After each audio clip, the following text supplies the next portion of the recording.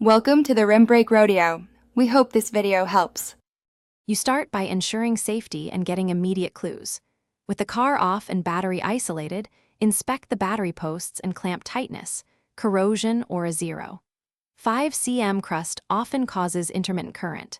Once done, open the headlamp housing and test the connector for play, then trace visible wiring for chafing or exposed conductors. Make sure to note any aftermarket modules or LED conversions. These are common culprits and will guide your next diagnostic steps. Now perform focused electrical checks so you can locate the instability. With the ignition on, measure system voltage at the battery and at the headlamp connector while cycling the lights.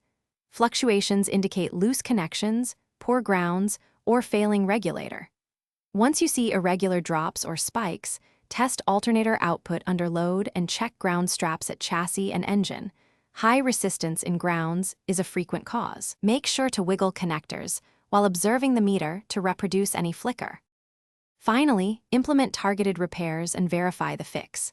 Clean and tighten battery and ground connections, repair or replace frayed wires, and secure headlight plugs with dielectric grease to prevent corrosion.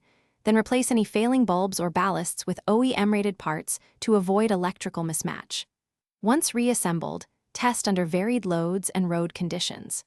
If flicker persists despite clean grounds and proper alternator output, stop and consult a certified technician. Persistent instability.